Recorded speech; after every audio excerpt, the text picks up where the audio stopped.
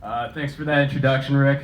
Oh man, it's crazy to be back. So the last time I was here was 3 years ago. I was wearing the same uniform, a little different rank, but I just finished up my freshman year, plebe year. If any of you guys know anything about the academy, when you're a freshman, they treat you like gum on the bottom of a sole. So I just finished up, put on my new youngster rank. I got an invite from Eric to come speak. I heard George W. Bush was going to be there. So I got my Go Navy Beat Army flag and everything all ready to go.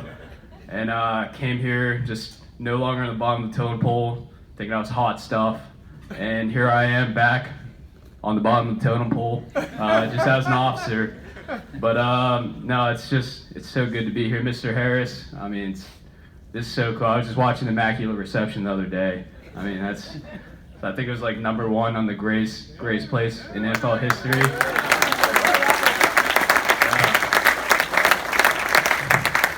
Man, this is wow. But anyways, brief introduction on who I am. Eddie Zhang, graduated from the academy. Currently so I'm based out of Southern California in naval base Ventura County. So I caught the red-eye flight over last night. Good to be back in the Berg. 75 and sunny gets old after a while, believe it or not.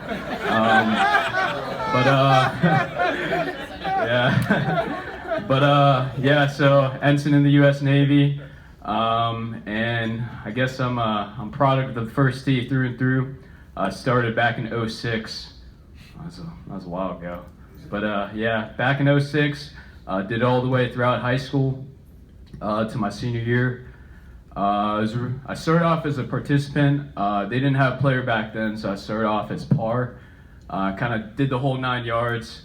Started off as worked my way up through the ranks, and then I started transitioning into a volunteer, doing clinics, just kind of being involved, junior advisory board, all that.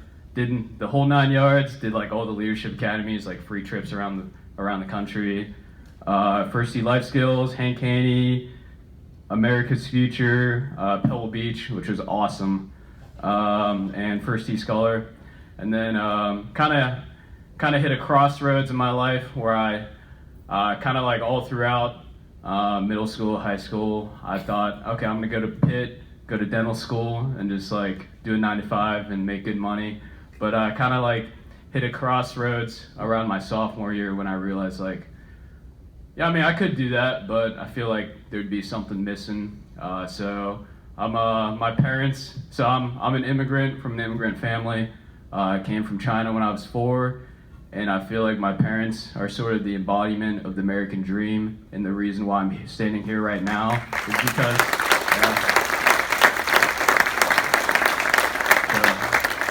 But the reason why I'm standing here right now is because the opportunities that this country gave me, so felt like it might be a good idea to give back. Plus, I was never made for an office job anyways. As I'm sure any of the coaches, I'm sure they have.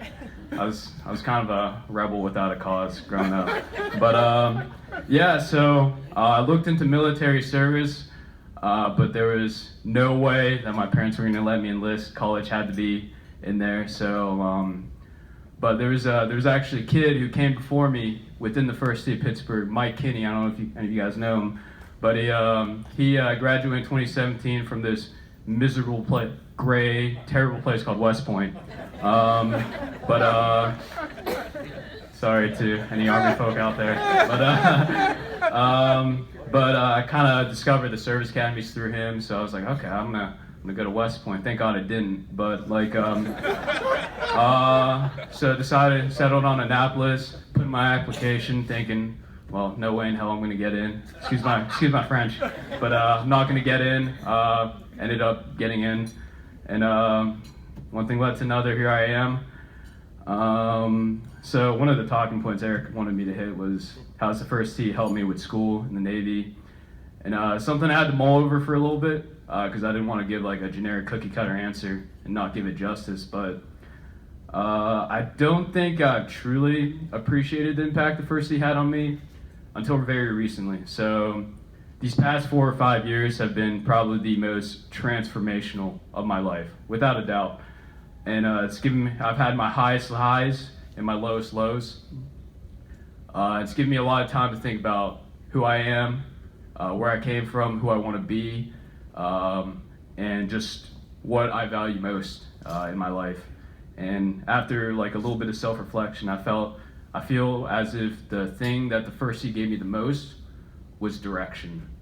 As I'm sure you all know, the lifeblood of the first tee, it's not golf, but it's the core values and life skills. So I should know these off the top of my head, but I'm just gonna read them off. Honesty, integrity, sportsmanship, respect, confidence, responsibility, perseverance, courtesy, and judgment. So, I mean, those are some, nice sounding words, but by themselves, the core values, they can be taught in theory, but they can't really stand alone without being developed through constant practice, through development of good life skills, good habits, and the most important thing, mentorship. So I had a mentor back at the academy who's a chief in the Navy SEALs, part of SEAL Team 6.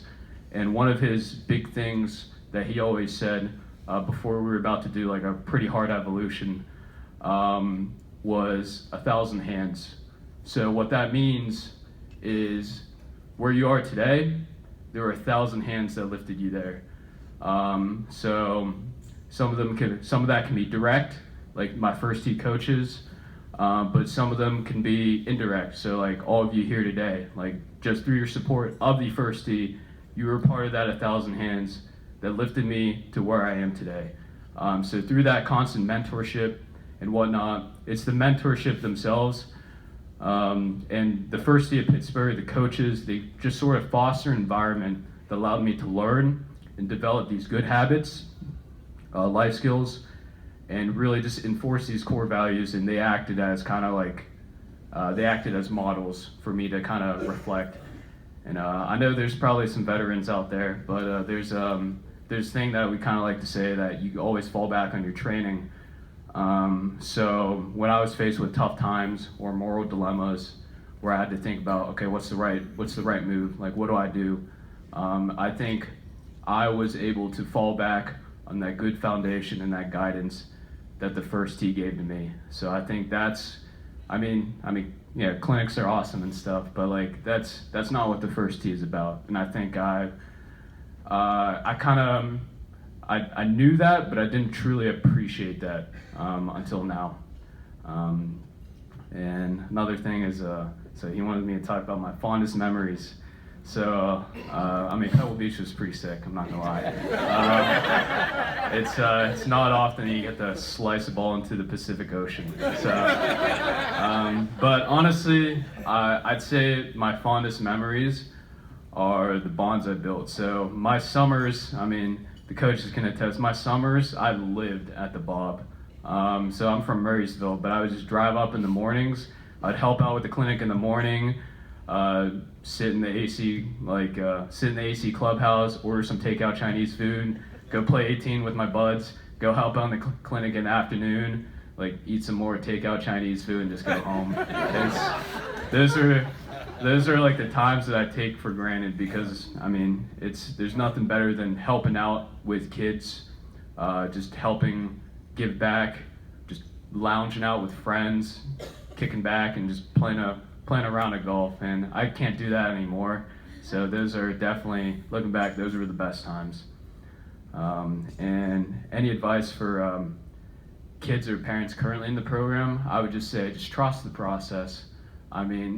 Just trust the process and try to understand the why of what the coaches are teaching. So why they're teaching you what they're teaching, because as I've said like a million times already, the first tee, golf is just an outlet for what the first tee is teaching you. It's just the environment for them to use. It's an environment for them to use to teach the core values, but really they can be applied anywhere. They can be applied in the military or in school or anything like that. So just try to understand the why and really kind of take those lessons to heart. It's not just lip service. And that's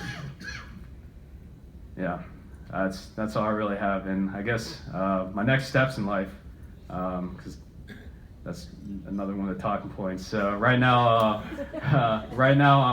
I'm out of Southern California, commissioned officer. I'm going to be a platoon commander with the Seabees. I don't know if anyone knows the Seabees. But afterwards, I'm currently in the process of going to Navy dive school down in Florida to go get my butt whipped for 7 months and then come back as a Navy deep sea diving officer. So I'm sure the core value of perseverance will be very, very helpful when that time comes. But it's just, oh man, it's just so good to be back, and I'm hoping as long as I have a cool chain of command, I'll be able to come back every year for this, because this is awesome. This is the least I can do to give back. So thanks everyone for coming tonight.